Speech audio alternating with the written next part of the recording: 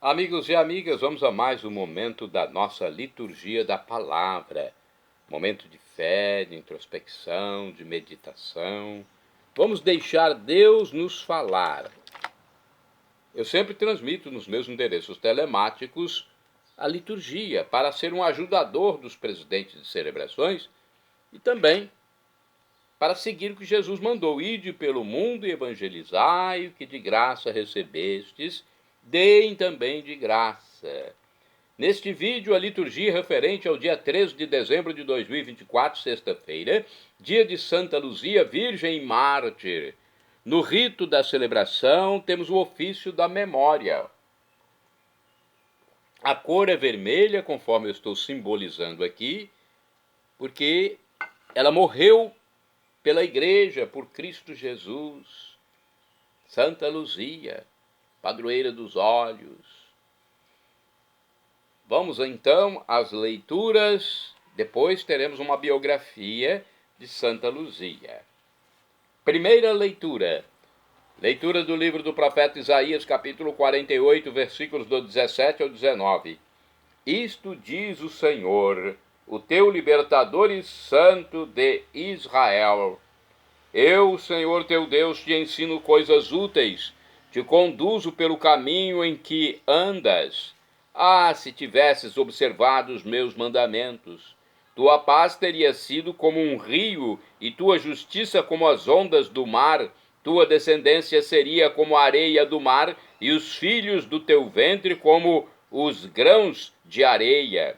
Este nome não teria desaparecido, nem teria sido cancelado de minha presença. Palavra do Senhor, graças a Deus.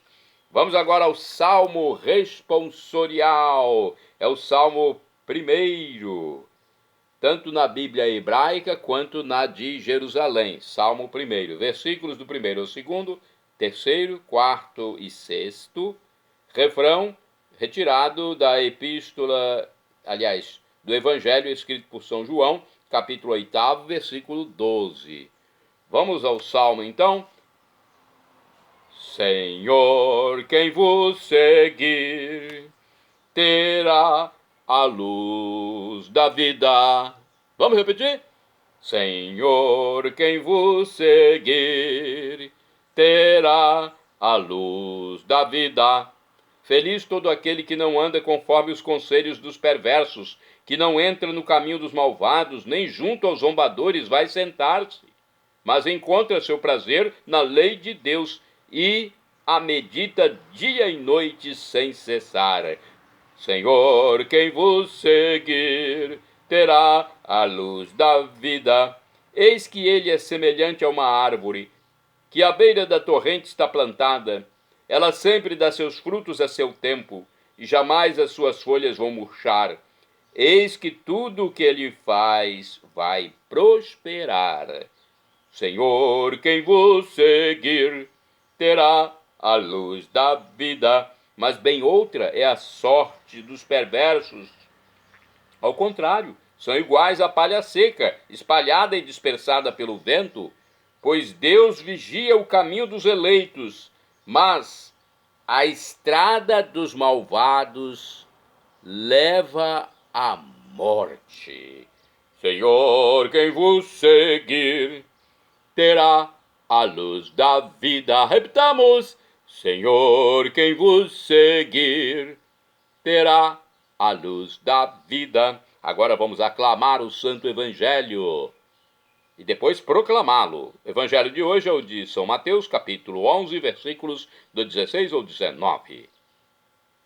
Aleluia, aleluia, aleluia, aleluia. Aleluia, aleluia, aleluia, aleluia. O Senhor há de vir, acorrei-lhe ao encontro. É o príncipe da paz. Aleluia, aleluia, aleluia, aleluia. Aleluia, aleluia, aleluia, aleluia. O Senhor esteja convosco, Ele está no meio de nós. Proclamação do Evangelho de Jesus Cristo segundo São Mateus. Glória a vós, Senhor. Pelo sinal da Santa Cruz, livra-nos Deus, nosso Senhor, dos nossos inimigos. Naquele tempo disse Jesus às multidões: com quem vou comparar esta geração? São como crianças sentadas nas praças, que gritam para os colegas dizendo: tocamos flauta e vós não dançastes. Entoamos lamentações e vós não batestes no peito. Vem João, que não come nem bebe, e dizem: ele está com o demônio. Veio o Filho do Homem, que come e bebe, e dizem: é um comilão e beberrão, amigo dos cobradores de impostos e de pecadores. Mas a sabedoria foi reconhecida com base em suas obras. Palavra da salvação, glória a vós, Senhor. Vamos à reflexão do livro Igreja em Oração. Olha, que esta celebração nos torne cada vez mais abertos ao exemplo e ao ensinamento de Jesus, para que amemos nossos irmãos com o coração dilatado pela caridade de Cristo. Veio o Filho do Homem, que come e bebe, e dizem: é um comilão e beberrão, amigo de cobradores de impostos e pecadores. Foi o que dizemos aí no Evangelho. Foi o que vimos, no Evangelho. Capítulo 11, versículo 19 de Mateus. Jesus convida para a sua festa as pessoas que, com frequência, consideramos indignas de estarem no livro da vida. Jesus conhece que todas essas pessoas são gente, e ao reconhecer a sua dignidade, oferece-lhes um lugar excelente em seu coração, o primeiro. O primeiro lugar não é um lugar de pompa, mas de humildade. É o lugar daqueles que se sentem perdoados de muita coisa pesada e que, portanto, aprendem a retribuir o favor, perdoando os outros, demonstrando amor e consideração aos demais, como Jesus. Jesus fez isso na sua passagem terrena. Então, tais pessoas passam para o último lugar porque, como Jesus, querem ajudar o maior número possível de outras pessoas, ajudá-las a se sentirem dignas de participarem do casamento de Deus com a humanidade. Esta é a vocação de todos nós: ajudar os nossos irmãos, sobretudo os mais pobres, coxos, aleijados pela vida, a se sentirem dignos, amados por Deus e pelos homens. Se fizermos isso, vamos descobrir que o último lugar, na verdade, é o primeiro. E mais ainda, que na festa de Jesus só existem últimos lugares, que são os primeiros. Vamos a outra reflexão que está no livro Dia a Dia com o Evangelho. Vejamos o que diz aqui sobre Mateus 11, versículos de 16 a 19. Em outras circunstâncias, Jesus afirmara: esta é a geração má. Aqui diz que é uma geração cabeçuda. Trata-se de pessoas que vivem apegadas de maneira obstinada às suas ideias e convicções e rejeitam o raciocínio e os argumentos dos outros. João Batista e Jesus anunciam o reino de Deus e, com modos diferentes de viver, dedicam-se à implantação e ao desenvolvimento de uma nova sociedade baseada no amor a Deus e ao próximo, visando a vida eterna. Muitos conterrâneos de João e de Jesus, principalmente os chefes do povo, puseram-se contra eles, recusaram-se a assumir qualquer mudança, preferindo manter privilégios. Entretanto, a vida e as ações de João e de Jesus provam que ambos realizaram a vontade de Deus. Vamos agora a mais uma reflexão do livro Palavra e Vida. Jesus tem algo importante a dizer, mas vê que não o escutam. O povo está agarrado ao que lhe interessa. Existem infinidades de razões para não sair da vida ordinária, normal, para continuar igual. Jesus sente pena, mas não pelo que diz, e sim por essas pessoas. Então, perdendo Eles estão perdendo a oportunidade máxima de sua vida. Agora o Evangelho se dirige a nós. É nossa oportunidade.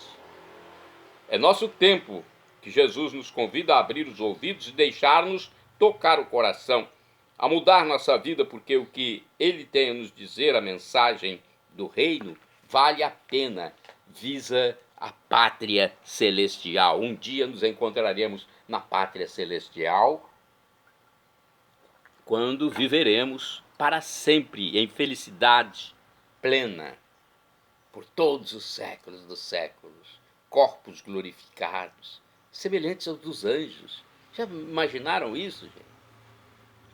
Pois é. Mas vamos falar então de santos que já estão na glória, já estão no céu. Santa Luzia, santa do dia 13 de dezembro. Foi virgem e mártir do século IV, martirizada em Siracusa. Seus restos são venerados em Veneza, na Itália, e seus olhos encontram-se na igreja de São João Maior, em Nápoles, também Itália. Segundo o site da comunidade católica Canção Nova, Santa Luzia nasceu em Siracusa, na Itália, no fim do século III. Conta-se que pertencia a uma família italiana rica, que lhe deu ótima formação cristã a ponto de ter feito um voto de viver a virgindade perpétua. Com a morte do pai, Luzia soube que sua mãe, chamada Eutícia, a queria casada com um jovem de distinta família, porém pagão. Ao pedir um tempo para o discernimento e tendo a mãe gravemente enferma, Santa Luzia inspiradamente propôs à mãe que fossem em romaria ao túmulo da mártir Santa Águeda, em Catânia. Pela cura da grave doença, seria a confirmação do não para o casamento. Milagrosamente, foi o que ocorreu logo com a chegada das romeiras. Assim, Santa Luzia voltou para Siracusa com a certeza da vontade de Deus quanto à virgindade e quanto aos sofrimentos pelos quais passaria, assim como Santa Águeda. Santa Luzia vendeu tudo, deu aos pobres o que tinha e logo foi acusada pelo jovem que a queria como esposa. Não querendo oferecer sacrifício aos falsos deuses nem quebrar o seu santo voto, Luzia teve que enfrentar as autoridades perseguidoras. Quis o prefeito da cidade, Pascásio, levar à desonra a virgem cristã, mas não houve força humana que a pudesse arrastar. Firme como um monte de granito, várias juntas de bois não foram capazes de a levar. Santa Luzia, muitas vezes representada com os sobreditos bois. As chamas do fogo também se mostravam impotentes diante dela, até que por fim a espada acabou com a vida de tão preciosa cristã. A decapitação de Santa Luzia se deu no dia 13 de dezembro de 304. Conta-se que antes de sua morte teriam arrancado seus olhos. Fato ou não, Santa Luzia é reconhecida pela vida que levou até as últimas consequências. Vida de sofrimento por Deus. Assim, testemunhou diante dos acusadores. Adoro a um só Deus verdadeiro, e a ele prometi amor e fidelidade. Palavras dela, da nossa santinha, Santa Luzia. O nome Luzia deriva do latim, significa portadora de luz. Ela é invocada pelos fiéis como a protetora dos olhos, que são a janela da alma, canal de luz. Oração de Santa Luzia. Ó Santa Luzia, que preferistes deixar que os vossos olhos fossem vazados e arrancados,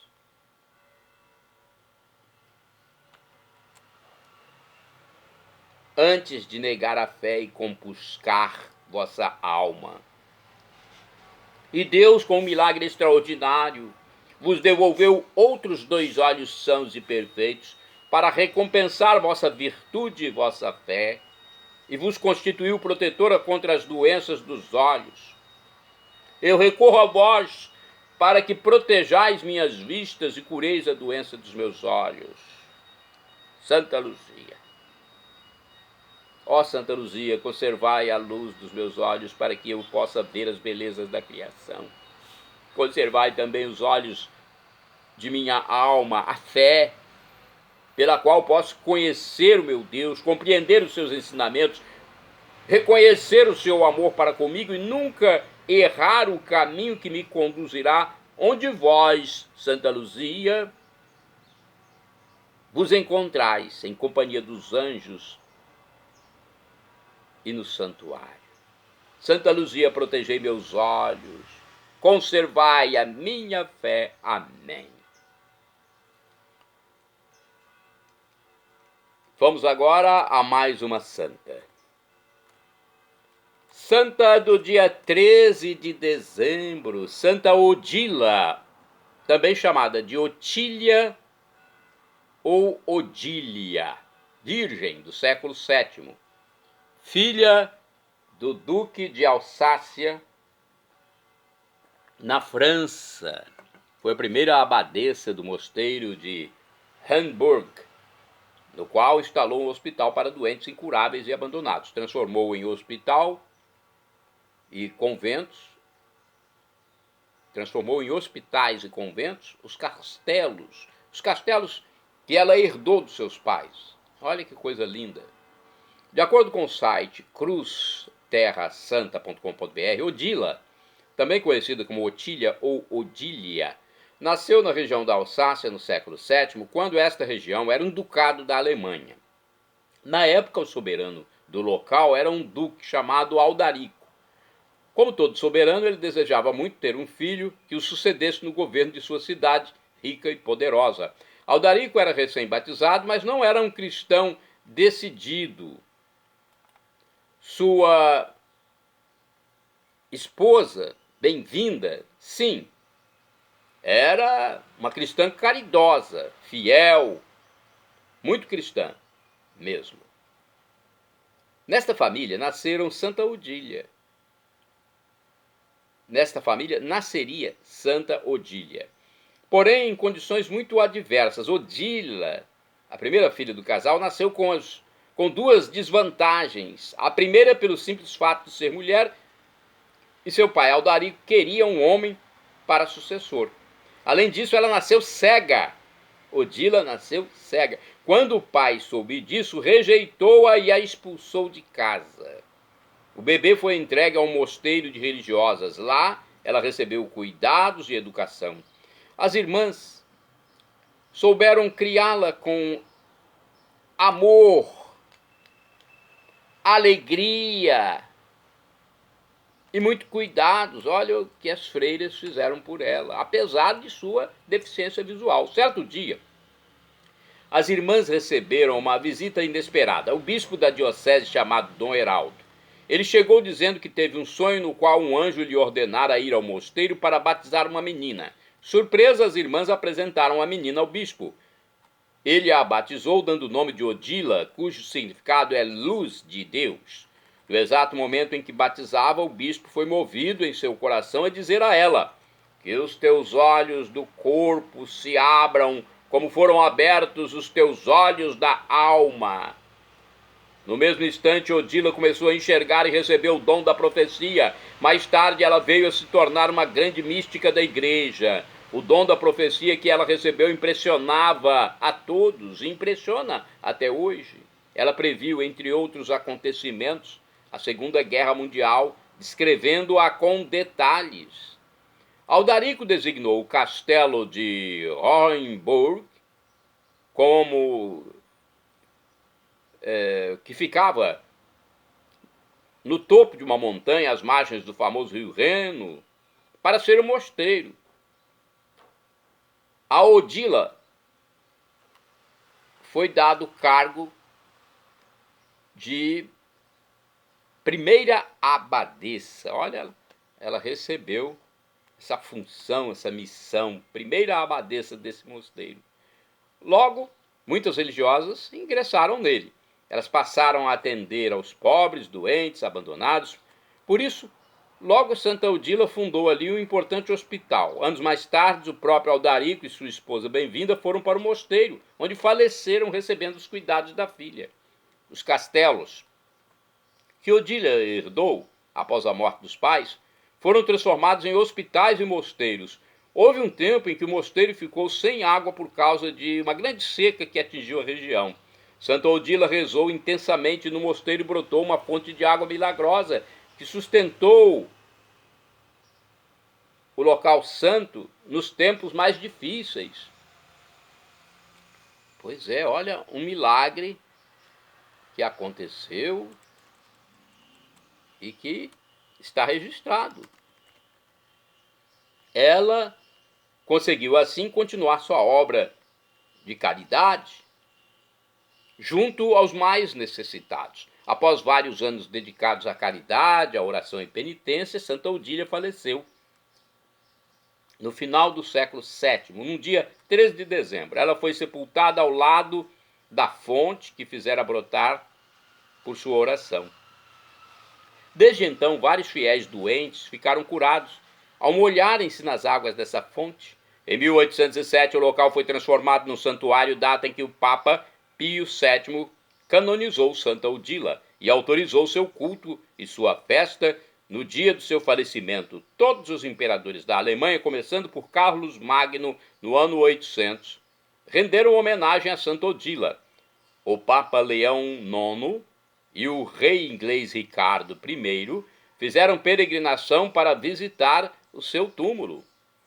Odila é venerada até hoje como protetora dos portadores de doenças da visão, dos cegos e dos oftalmologistas. Os hospitais têm até a foto, às vezes, de Santa Odila. A foto ou um desenho, uma figura. Ela foi declarada padroeira da Alsácia, território que hoje pertence à França. Os hospitais e mosteiros fundados por ela foram passados para a administração dos monges beneditinos. Eles tiveram cuidado de manter a finalidade principal da obra criada por Santa Odila, assistência e caridade para os pobres e doentes incuráveis. Além disso, fizeram florescer uma vigorosa congregação religiosa que se espalhou pelos 5 continentes. Santo do dia 13 de dezembro, São Pedro Chohuaço e 5 companheiros foram mártires, faleceram em 1866. Leigos, eles foram torturados até a morte por se recusarem a renegar a fé em Cristo. Isso aconteceu durante a perseguição na Coreia, continente da Ásia. Santo do dia 13 de dezembro, Beato João Marinoni, presbítero, cujo sinônimo é padre. Faleceu em 1562. Com São Caetano de Thiene, João Marinoni dedicou-se à reforma do clero e assistência aos necessitados. Santo do dia 13 de dezembro, Beato Antônio Grassi, presbítero, ou seja, padre, sacerdote. Faleceu em 1671, foi um religioso da congregação do Oratório, falecido em Fermo, na Itália. Exerceu seu ministério impulsionando, com seu exemplo, a educação dos jovens. Santa do dia 13 de dezembro, Beata Maria Madalena da Paixão, virgem, faleceu em 1921. A gente chama santo ou santa quando é beato ou beata, porque falta apenas uma fase para a canonização, mas já são pessoas santas. Só falta oficialmente ser santificada pelo Papa. Aí tem que acontecer um milagre. Foi fundadora da Congregação das Irmãs Compassionistas Servas de Maria. A Beata Maria Madalena da Paixão. Isso aconteceu em Castellammare de Stabia, na Itália. Shalom Adonai é uma expressão hebraica que significa a paz de Deus, é o que eu desejo para todos vocês, meus irmãos e irmãs. El Shaddai, também do hebraico, significa Deus onipotente, Deus todo-poderoso. ele proverá aquilo que você deseja, se for para o seu bem. O professor e escritor de mais de 100 livros da Igreja Católica, Felipe Rinaldo Queiroz de Aquino, em seu canal no YouTube, diz que Deus pode nos dar uma dessas 3 respostas quando solicitamos algo: sim, não ou espere. A que for melhor, ele nos dará. Afinal de contas, é o nosso Pai do céu. Abba, como dizia Jesus, papaizinho do céu, só quer o nosso bem. E é o Deus onisciente, onipotente, onipresente. O que Jesus, Deus, o Espírito Santo, entregar para você, aceite. E agora eu clamo Maranatá, como dizemos nós católicos, ou Maranata, como dizem nossos irmãos separados, os evangélicos ou protestantes. Não importa, a pronúncia, o significado é o mesmo. Vem, Senhor Jesus, Senhor vem, um dia ele voltará e será o juízo final. Teremos corpos glorificados, transformados, e viveremos por todos os séculos dos séculos, para sempre. Felicidade em plenitude. O apóstolo São Paulo diz que o sofrimento de agora nem se compara com a glória futura que será revelada em nós nessa volta de Jesus. Perdão, Senhor, pelos meus pecados passados, presentes, futuros, físicos e espirituais, pecados do pensamento, palavras, atos, omissões, e me dê a vida eterna. Para você ter a vida eterna, para você recebê-la, creia em Jesus como Deus, seja batizado e arrependa-se dos seus pecados. Acesse Paulo Roberto Maciel na internet, YouTube, Instagram, Facebook e blog.